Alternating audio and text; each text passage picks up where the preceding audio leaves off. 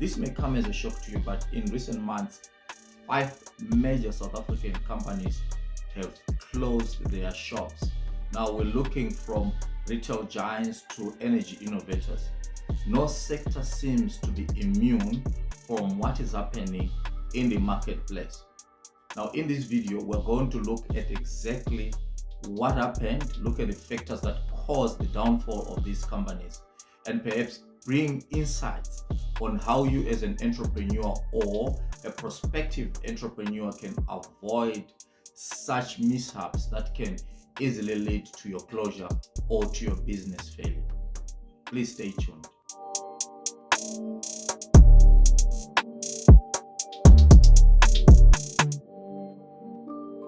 I'm Kenneth and welcome to another edition of results-oriented preparation. And don't forget to subscribe to the channel. Also, consider giving this video a thumbs up and share with your other entrepreneurs and your friends. Okay, let's look into this massive story.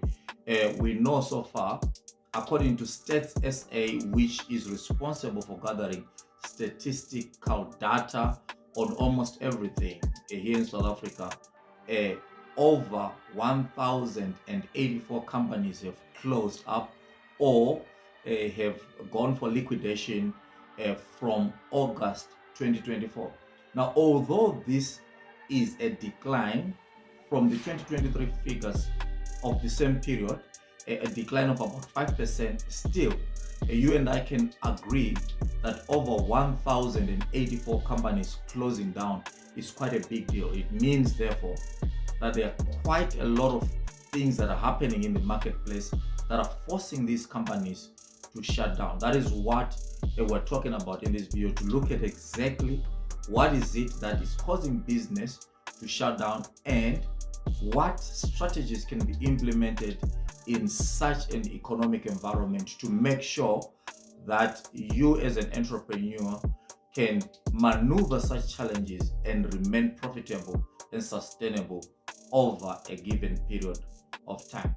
Okay, I want to also emphasize that the businesses that we are giving as examples here, only 5 of that big number of 1,084 are not just small operations. These are well-established operations which some of them have been common names and are brands that you are familiar with, and that their downfall was quite a surprise to a lot of you. Some businesses, by merely looking at them, seem to be doing so well, but if you dig deep down, you'll find that there are certain problems which lead to their failures.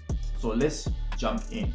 Now, first and foremost, I'm sure you've heard and you've also seen in the news Drip Footwear. In the last few months, they've also gone for liquidation. We know that there's been serious financial problems within that particular company.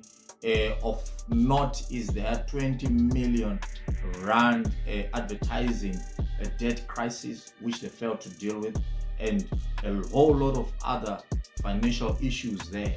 Okay, and then secondly is a company, maybe you are not aware of the company, but you are aware of the subsidiary. We've got a company called Jumia Technologies. Jumia Technologies is the one that runs Zando, which is an online retail shop.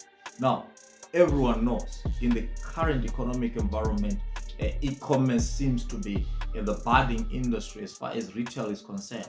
Then the question to you might be, how come we've got companies such as Zando deciding to pull out of South Africa? Therefore, it means that there are certain issues that we need to look into, and we'll deal with those. Now, for Zando, it has been a decline in retail sales, which means a decline in demand. So why is there been a decline in demand? We'll look at that shortly.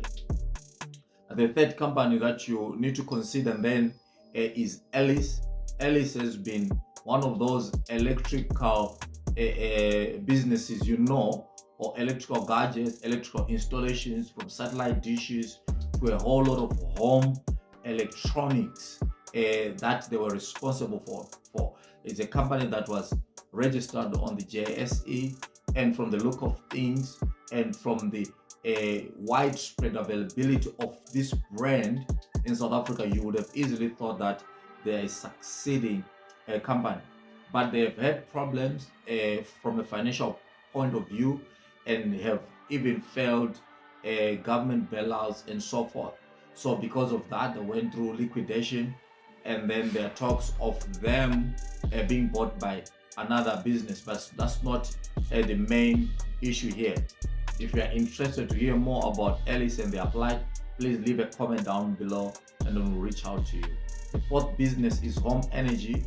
Home Energy is an innovative business that deals in renewable energy, specifically in installations of solar panels, especially the roof solar panels and so forth. Now it has been facing fluctuations in demand for their particular products, and as such are unable to continue, and also went through liquidation. And there are also talks of them being bought somewhere, and that is also another story. The fifth one is one of the businesses that shocked me. Cross Trainer, a sports and fitness retail business. It has been there in a lot of malls and so forth. They are also under liquidation and they've closed, and a whole lot of other businesses, as I said. Now, if you look at these five that I just mentioned, you will see that these were established brands that from the look of things, it seems as if they were doing well, yet there were some issues, and some of these issues are common, and as a result, we are going to categorize the kind of challenges that they faced into 4 categories so that we don't deal with each one separately. Now, these 4 categories that we're going to deal with are categories of challenges out there in the broad business environment, and these challenges could also have a serious impact on your own business operation, so you need to pay attention to that. And also, I will try to leave down below a checklist that you can use for your own business to see whether you have got these challenges impacting your operations. Okay, now, why did they fail? The first category of challenges are economic pressures. Now, economic pressures arose from the fact that prior to September, we know that we have had a rising inflation. Okay, rising inflation obviously means that the price of most commodities or most goods and services has been increasing, right? Now, if it has been increasing, obviously this has got a negative impact on consumer demand. Especially if prices increase, consumers are going to demand lesser and lesser of that particular product. So as a result, also of inflation that was interest, as a result of interest that was increasing, it meant that people did not have sufficient purchasing power to buy those particular goods. Even those that wanted to buy on credit could not afford this because the price or the cost of borrowing was quite high. So this decrease then in demand meant that these businesses are unable to continue because they could not generate sufficient sales for their inventory to make sure that they raise enough revenue to cover their operational cost. So as a result, then they find themselves in the red, and thus ending up in liquidation because they cannot cover all their liabilities. The second category of challenges are energy cost. Now, energy cost, prior to the elections, we know that we had a serious bout of load shedding, and because of that, we had intermittent supply and a very unpredictable working hours, which meant that you had to either cover your workers with overtime, which is additional cost. So cost of operation there was quite high, either also from a point where you had to find alternative source, either using a generator, which is fuel driven, and that fuel cost additional cost. Now that additional cost meant that it will affect your profits, and as a result you end up finding yourself unable to remain afloat in that particular economic environment. And the third one was industry specific challenges. Now for instance, if you look at the home energy, you find that in that particular sector there has been a shift now that there is a more stable supply of energy, especially from an electrical point of view. You find that now the demand for the solar panels has gone down. So because of such fluctuations, then it's difficult then to forecast and predict what the customers are going to buy. If you cannot forecast because of unpredictable data, it means therefore that you are unable then to budget the kind of cost that will go into your operations. Either you find yourself budgeting more from an expense point of view and failing to recoup those expenses. Now also, as I mentioned earlier, you had other issues, especially in the retail sector, where demand for retail giants such as Zando has decreased over time. Now this also meant that there was no option but to shut down. Other issues also were related to financial strains, serious financial strains, as businesses either were failing to service their debts or things that are related to their financial status and financial well-being. Now, as long as financial performance is not in the healthy green, therefore it means that that business faces serious challenges to sustain its operations moving forward. And then the fourth category were internal issues for businesses such as Alice. We know that there was a failed business rescue from the government. It came too late for them, therefore there was no option but to liquidate. Again, I mentioned the issue with Drip Footwear for their 20 million debt crisis for the advertising bill. That again was peculiar to them, although the other businesses could be facing maybe similar challenges elsewhere. And then there is also Cross Trainer. In the COVID aftermath, it failed really to pick up. We know that COVID had serious impacts on a lot of business, and as a result of that, businesses such as Cross Trainer failed to come out of that cold when the pandemic finished. So as a result, they failed to recoup whatever losses they had incurred then, and because of that, there is no option but to liquidate. But I think it's also important to take note of the fact that someone else's failure could be a very great lesson, especially from a business perspective. Now we're looking at what strategies can be used. Now we know that these and other challenges are what are causing a lot of other businesses out there to shut down. Now for you as an entrepreneur in such an economic environment, what is it that you can do to make sure that one, either you avoid a closure because of such challenges, or alternatively, if you're already in that particular circumstance, what is it that you can do to maneuver your business operations out of it? Now let's look at some of these strategies. The first strategy is smart diversification. I know we've spoken about diversification before on this channel, but I think we need to emphasize smart diversification. Now, a lot of businesses are entering into complementary markets, which means that they are also venturing into markets where they produce other products that complement their main product, which means that you always have a supporting demand, or you can bundle up your product or your service offer, therefore ensuring that customers have got this one stop where they go to, and then you become that go-to for them so that they can satisfy their needs and wants. Also, under smart diversification, the trick here is to expand your revenue streams. Look at other ways to raise revenue. The main idea under smart diversification is to expand your revenue streams. Look at ways in which you can make the most from even the products that you have currently, but maximize the streams of revenue that you generate from the particular goods or services that you're selling currently.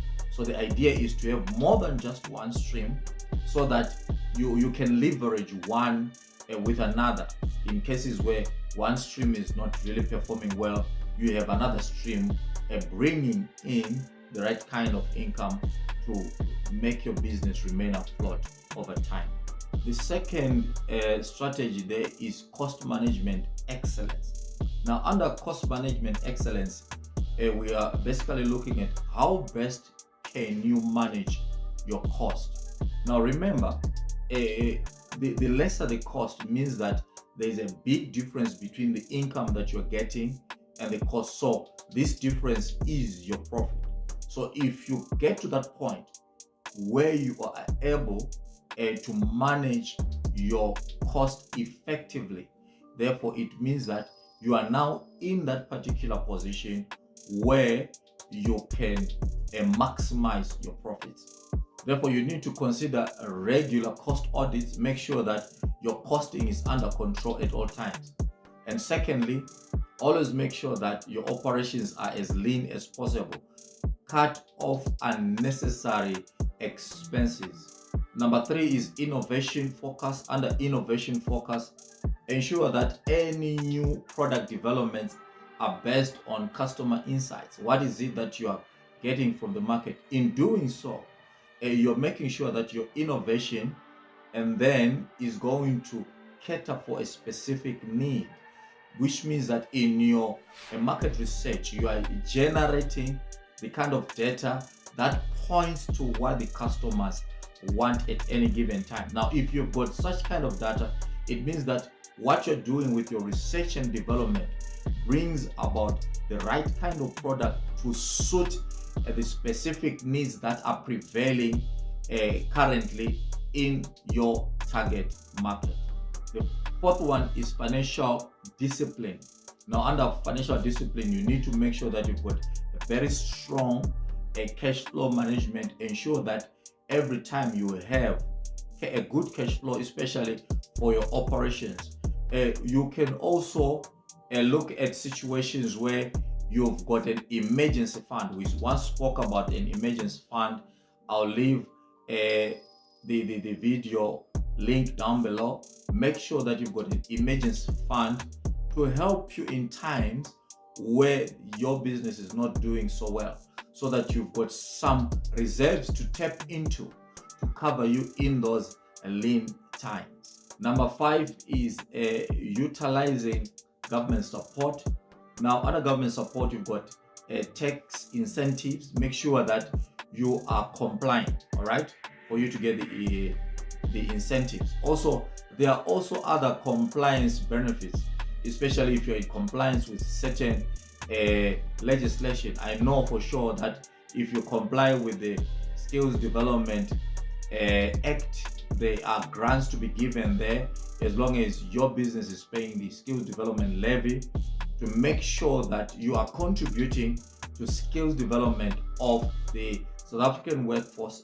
And then there are benefits out of there. Now, these in sometimes might seem small, but they go a long way to make sure that you are sustainable because you've got something coming in.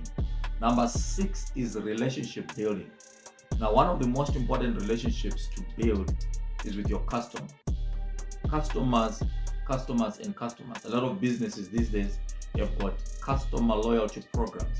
Now, the whole idea behind customer loyalty programs is to ensure that you've got a loyal customer base that supports you season in and season out.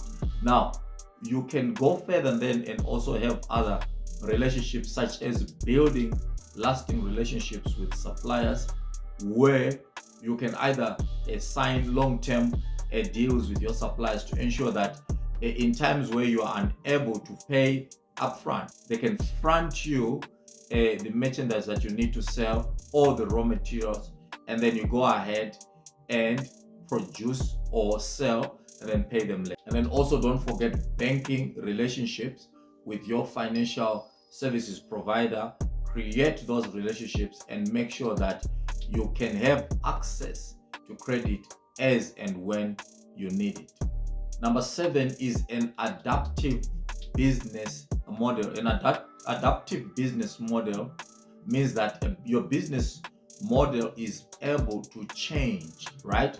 Especially if you adopt one that is digital based, it means that you are able to change your business model depending on the prevailing circumstances in the business environment. So if yours is inflexible, it means that whatever happens, then it becomes so fragile to the point where it can either crack or break.